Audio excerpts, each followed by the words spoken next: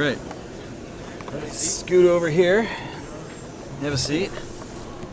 Oh wow, those were some pretty intense games, huh? Yeah. Yeah? It's definitely picked up in the third one. Yeah.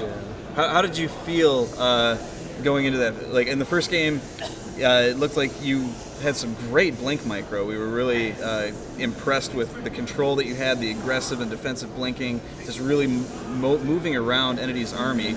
How did you feel about that? Well, that game kind of started off weird. I like to open with the fast expand to kind of test how he opens his build, so Sure. I see it's more aggressive. So that's why the second game I wanted to open DTs, but that's a different story. So when I get into Blink Stalker mode, that's basically I'm using the Blink Stalkers to buy myself time to get an army while I'm scouting his. Sure. So I want to poke at his army and see what he has, and then best to counter it. So he gets a lot of Void Rays in there with some Zealots. I'll get some Archons to soak up the damage. Mm-hmm. So the Blink Stalkers are just to buy me time. I don't expect him to do too much damage, but I don't want him to leave his base. Right. So. Yeah. That was good.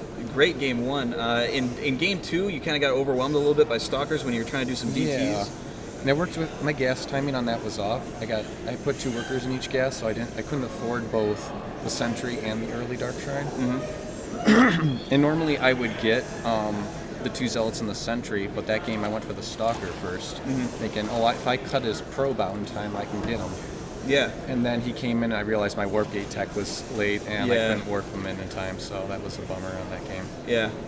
So game 3, it looked like you were trying to go back to some blink micro and keep him back. You were really heavy on the aggressing in that back cliff. Yeah, it didn't pay off though. I could not macro behind that. He kept sending a couple Zealots in, and I had that countered pretty well, but I did not take my third quick enough. So yeah. And then I started to fall behind on tech, and then I was relying on the Dark Templars. Right. He was cutting observers, so I would snipe him with my Blink Stalkers. So. Yeah. So moving forward, how are you feel? I mean, obviously, it sucks to kind of come off of a loss like that, but are you feeling okay about the tournament still? I'm feeling good. Yeah. Yep. Hopefully, some more Protoss vs. Terran and Protoss vs. Zerg I'm looking forward to. All right. If I go into PvP again, then I know what to expect. Yeah. I'll hopefully be prepared for that again. So. We've been talking with a number of Protoss players on the status of PvP in Heart of the Swarm. Did you have any thoughts or comments on how that's going right now? It's really interesting because a lot of people like to use the Starport and they get the Void Rays. So there's a certain point in the game where you have to judge what your enemy is using. So if he's getting Void Rays, then I need to be able to counter that. If he has Quick Phoenix, could I do early timing attacks or not? So it really relies on a lot of scouting information, and a lot of Protoss players like to play rock, paper, scissors right off the bat and hope that they get the upper hand in that. Yeah.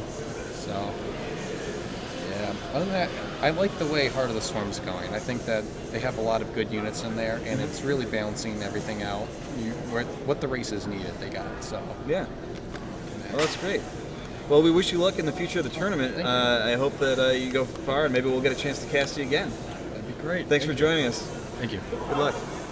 I'm going to switch over to Aaron now, and he's going to have an